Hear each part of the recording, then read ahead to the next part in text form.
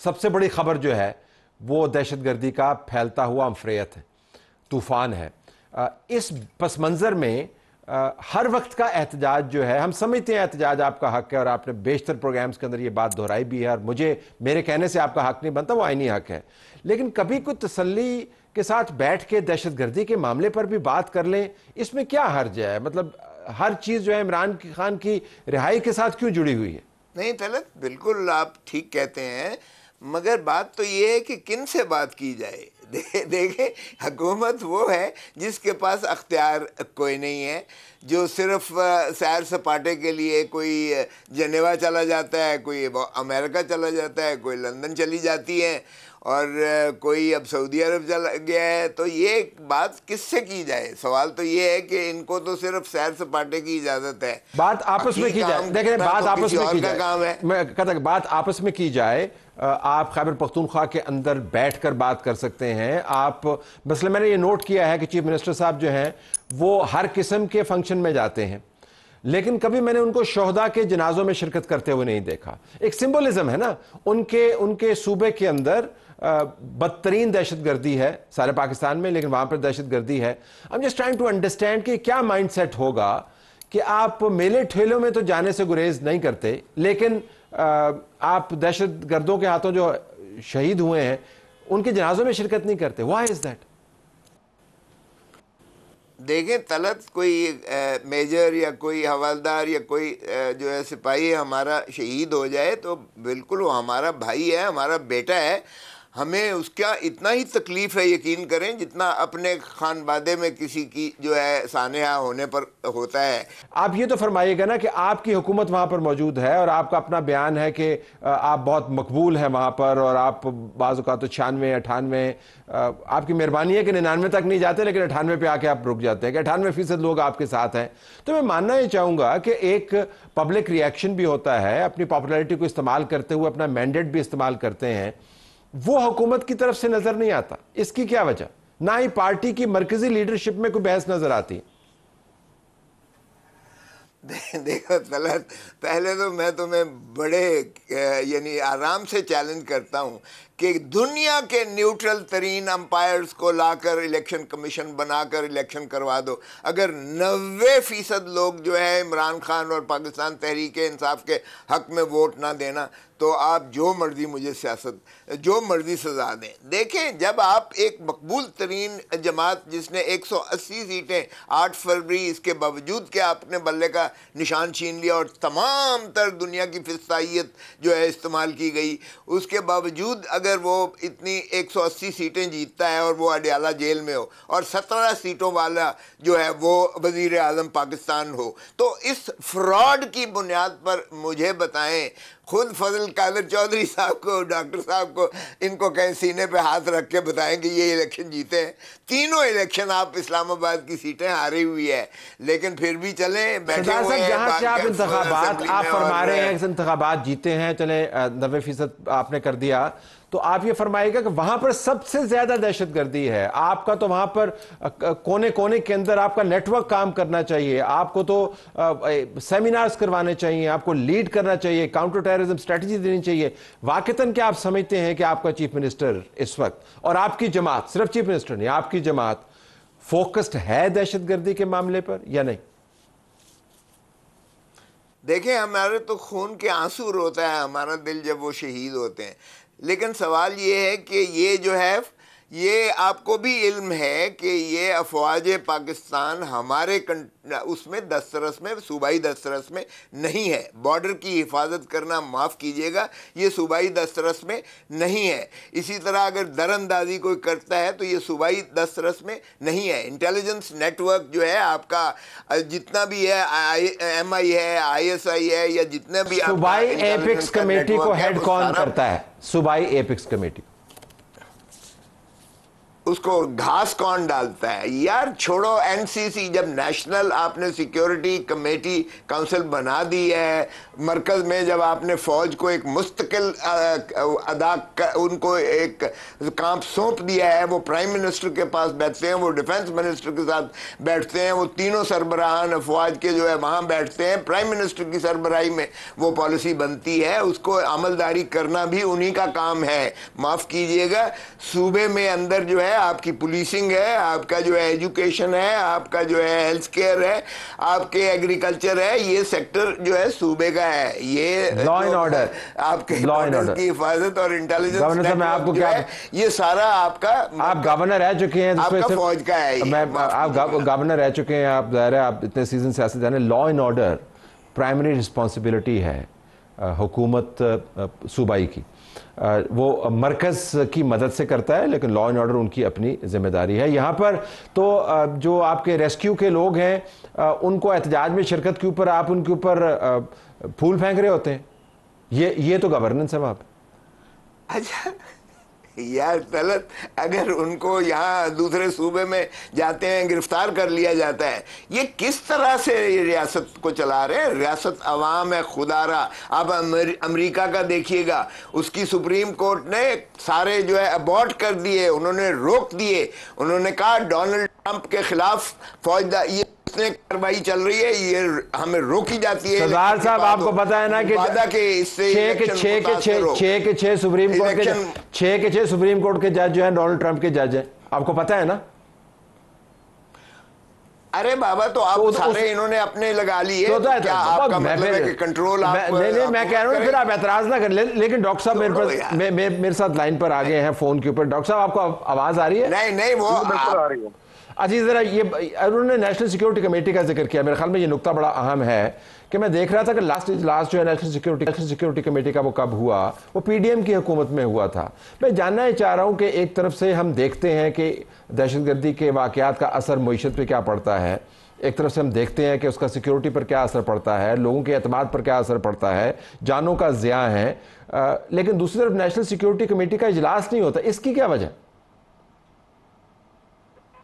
देखिए, मैं बिल्कुल नेशनल सिक्योरिटी कमेटी की जो इजलास की बात है उसके ऊपर मैं आता हूँ, लेकिन सबसे पहले जो सवाल आपने खोसा साहब से पूछे हैं, ये मैं आप पे हैरान हूँ कि आप इतने संजीदा सब्जेक्ट के ऊपर पाकिस्तान तहरीक-ए-इंसाफ से क्या सवाल कर रहे हैं, और जो आपको जवाब मिले हैं उससे भी आपने देख लिया है कि उन्होंने जो दहशतगर्दी की ताज़ा लहर पाकिस्तान में आई है और ख़ासतौर पर केपी में, बलोचिस्तान में, उन्होंने बतौर हुकूमत केपी के अपने आप को बिल्कुल उसे लाताल्लुक़ कर लिया, जो कि बड़ी ही एक अजीब बात है। मेरे लिए अजीब नहीं है, लेकिन बहरहाल एक पार्टी के लिए बड़ी अजीब बात है। मेरे लिए अजीब इसलिए नहीं है, मैं जानता हूँ कि इनकी क्या कैपेसिटी है वो आगे चीफ मिनिस्टर की, और मैं खोसा साहब को अर्ज करना चाहता हूँ बसात एहतराम कि चीफ मिनिस्टर खुद स्टेटमेंट दे चुका है कि मेरे सूबे की दहशतगर्दी का खात्मा मैं अपनी पुलिस के थ्रू करूंगा और ये मेरी जिम्मेदारी है, मैं इस पर काम करूंगा। आज खोसा साहब कह रहे हैं नहीं, ये तो पुलिस की जिम्मेदारी ही नहीं है, यानी पीटीआई की जिम्मेदारी ही नहीं है। लेकिन बुनियादी तौर पे जिम्मेदारी होती है लॉ एंड ऑर्डर की, आपने बिल्कुल ठीक कहा है। ये जो आपको इंटेलिजेंस की होती है, ये आपको एक्स्ट्रा सपोर्ट दी जाती है। ये ठीक बात है कि उनके पास सर्वेलेंस है, बॉर्डर सिक्योरिटी वो करते हैं, सारी चीजें उनके पास हैं, लेकिन जो आपकी लॉ एंड ऑर्डर की असल सूरत हाल है वो आपकी मॉनिटर करनी होती है आपकी सूबाई हुकूमत ने। अच्छा, अब सूबाई हुकूमत का आप तमाशा देखें कि जो बंदे खुलासा फरमा रहे हैं जनाब के बंदे किस तरह मरकज को चला रहे हैं, और दलील ये दे रहे हैं कि दूसरे सूबे से बंदे आते हैं, दूसरे सूबे में गिरफ्तार कर लिया जाता है। भाई, आपके दूसरे सूबे से बंदे यहाँ पे जो इस्लामाबाद शॉपिंग के लिए आते हैं, इस्लामाबाद में बहुत बड़ी तादाद जो है वो पख्तूनों की रिहाइश पजीर है। किसी को कोई तकलीफ है? कभी तकलीफ होती है? तकलीफ उसको होती है जो इंतशार फैलाता है, पहले भी हुई है, आइंदा भी होगी, वो कोई भी हो।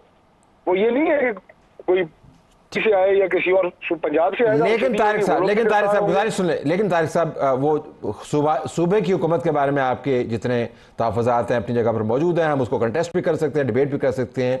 बुनियादी बात यह कि दहशतगर्दी किसी सूबे का मसला नहीं है, ये एक कौमी दर्द सर है, और हम बार बार इसी लहर में से गुजरते हैं। हर 5 साल के बाद ये दोबारा सर उठाता है, और अब जो नंबर्स आ रहे हैं, जिस किस्म की शहादतें हैं, जनाजे उठा उठा के लोगों के कंधे जो हैं वो थकते जा रहे हैं, हौसला पस्त नहीं हुए लेकिन कंधे थकते जा रहे हैं, इतने जनाजे उठाए जा रहे हैं। तो इसके ऊपर क्या मरकज़ में इमरान खान की धुनाई के अलावा, पीटीआई की धुनाई के अलावा कोई स्पेस नहीं है डिबेट जनरेट करने की, या है? बिल्कुल स्पेस है, और जितनी एंगेजमेंट इसके ऊपर गवर्नमेंट की तरफ से बाकी स्टेक होल्डर्स के साथ है, इससे ज्यादा हो सकती है, होगी। अब मेरा पाकिस्तान तहरीक इंसाफ को मरकज में भी इस बात के ऊपर आ जाना चाहिए कि ठीक है, हमारे आपस में सियासी इख्तलाफात हैं और हर चीज के ऊपर लड़ाई होगी, लेकिन पाकिस्तान के साथ तो लड़ाई नहीं है ना, हमसे लड़ें, पाकिस्तान से तो ना लड़ें। ये जो गोलाबारी कर रहे हैं लफ्जों की, इंतशार की, फसाद की, मुल्क को नुकसान पहुंच रहा है, और जो मुल्क की सिक्योरिटी की बात है उसके ऊपर तो कोई लड़ाई नहीं होनी चाहिए। आए बैठे, ये भी अपना पॉजिटिव किरदार अदा करें। इनके खिलाफ अगर किसी SHO ने पर्चे दे दिए हैं तो ये मतलब नहीं है कि उसकी वजह से दहशतगर्दी में इजाफा हो गया है और सारे इदारे जो है पाकिस्तान तहरीक इंसाफ के पीछे लग पड़े हैं। आपके लॉ एनफोर्सिंग के इदारे जिसका जो काम है वो अपना अपना काम कर रहा है। सरदार साहब, मुझे सरदार साहब के पास हमें उनके साथ, उनके पीछे खड़ा होना चाहिए, उन्हें सपोर्ट देनी चाहिए। जो उन्हें सपोर्ट गवर्नमेंट की तरफ से मिल रही है वो हम दे रहे हैं, हम मजीद भी देंगे, लेकिन कम से कम ये तो आप ये कहें कि मुल्क की जो नजरियाती असास है उसके साथ तो खड़े हो। ठीक, सरदार साहब, अगर मैं आपसे, मैंने आपकी जमात का जो ऑफिशियल एक्स अकाउंट है उसका मैंने सारा कंटेंट देखा, मैंने आपके लीडर जो है इमरान खान, उनके अकाउंट से जो ट्वीट्स होते हैं उनका मैंने प्रोफाइल देखा, आपके जो की लीडरान हैं सलमान अकरम राजा हो या दूसरे हो, उनके मैंने एक्स के ऊपर जितने बयानात हैं वो देखे हैं। जो परसेंटेज मैं आपको बताऊं तो आपको हैरानी होगी, बराह रास्त कंसर्न दहशतगर्दी जैसे मामलात के ऊपर इज़ नॉट इवन 2%। बराह रास्त की मैं बात कर रहा हूँ। दिस टेल्स यू कि आपकी जमात का फोकस ही नहीं है इसके ऊपर। हाँ तलत, बिल्कुल ठीक कहा आपने। डॉक्टर साहब की जमात का एक ही फोकस है। जरा आप दहशतगर्दी के जो मुकदमात इन्होंने कायम किए हैं हमारे खिलाफ, पीटीआई के खिलाफ, मेरे खिलाफ भी दहशतगर्दी के मुकदमात, यानी अंदाजा करें वेजिंग वॉर अगेंस्ट पाकिस्तान। यार कोई तारिक फजल चौधरी को बड़ा अच्छा पता है यार, कभी इस तरह से हुकूमत भी कभी देखी है, लूली लंगड़ी। ये जमहूरियत आप कहते हैं, मैं कहता हूं तलत यार को इस जमहूरियत के लफ्ज को हटा दो। ये जो है इनका कोई इख्तियार नहीं है, जिनको आपने डॉक्टर साहब को लाइन पर ले लिया है। अगर लेना था तो किसी उसको लेना था जिसके पास इख्तियार है। ज़रा रेशो निकाल लें हमारे खिलाफ। क्या दहशतगर्दी जो है सियासी कारकुनों के खिलाफ लगने है? हम अगर तकरीर करते हैं तो दहशतगर्दी, हम अगर जुलूस निकालते हैं तो दहशतगर्दी है, हम अगर जलसा करते हैं तो दहशतगर्दी है, हम अगर कोई बयानियाँ देते हैं तो दहशतगर्दी है। यानी दहशतगर्दी को मजाक बना के रख दिया है। और एक जज साहब ने मुझे अगले दिन पूछा, उन्होंने कहा जी आप पहली दफ़ा है? मैंने कहा जी 50 साल की मुझे कानून की जो है खिदमत करते हुए हो गई है और अब मुझे यही सिला मिला है। अगर इसको रियासत कहें या अवाम कहें, रियासत तो असल में अवाम है। और अगर रियासत को हमने इस तरह तज़हीक करके और जमहूर को हमने जो है नज़रअंदाज करके, और इनकी जमात जो कहती थी वोट को इज़्ज़त दो, अगर ये है वोट को इज़्ज़त देना कि वोट के इज़्ज़त की कोई धेले की हैसियत नहीं है, तो फिर मुझे बताओ कि आप कहते हो बात करो ओ भाई, फिर भी हम बात कर रहे हैं, फिर भी हम पार्लियामान में जाते हैं, फिर भी हम चाहते हैं लूली लंगड़ी जमहूरियत किसी डगर बैठे। लेकिन इनको तो इलाज के लिए भी 30 साल इक़्तिदार में रहे, इलाज के लिए बेटी जाती है तो वो भी बाहर जाती है। अगर खुद जो है मोहतरम नवाज शरीफ साहब जाते हैं तो वो भी उनको बाहर है। अगर किसी को जाना पड़ता है तो वो बाहर जाते हैं। ना इलाज यहाँ पाकिस्तान में इनके हॉस्पिटल मिलता है, ना इनको रिहाइश मिलती है, ना कारोबार यहाँ है, इनका तो सब कुछ बाहर है। अच्छा जरा डॉक्टर साहब आप रिस्पॉन्ड कीजिएगा, गो अहेड। देखिए खोसा साहब की आपने बातें सुनी हैं, जिस मैंने पहले आपसे कहा था कि आपने गलत बंदे को ले लिया है। पीटीआई की बात कर रहा हूँ, खोसा साहब की जात की नहीं कर रहा कि इनका संजीदा मौजूदात से क्या ताल्लुक है। आपने 3 दफा एक ही सवाल पूछा है इनसे कि टेररिज्म के हवाले से आपकी जमात और एक सूबे में आपकी हुकूमत है जहाँ इतनी ज्यादा दहशतगर्दी है, इक़दाम क्या है, सोच क्या है। वो फिर वही कि जी हमारे ऊपर पर्चे हो गए, वो इलाज के लिए बाहर चले गए, वो फलां हो गए, इनके पास इख्तियार नहीं है। खोसा साहब इख्तियार हमारे पास है, और हम अपने इख्तियार इस्तेमाल कर रहे हैं और करेंगे भी। अभी किया है, अभी मजीद करेंगे इंशाल्लाह, क्योंकि मुल्क को आगे चलाना है। आपकी अगर सोच हमारी हो जाए, आपकी सोच अगर हमारी हो जाए, तो आपने तो मुल्क को खुदे लाइन लगा दी है। आपकी जमात के जो नजरियात हैं, अफकार हैं, करतूत हैं, उसने तो पाकिस्तान का पेड़ा खड़ा कर दिया है। आप तो वफाक के खिलाफ जो है वो ट्वीटें करते हैं और बात करते हैं।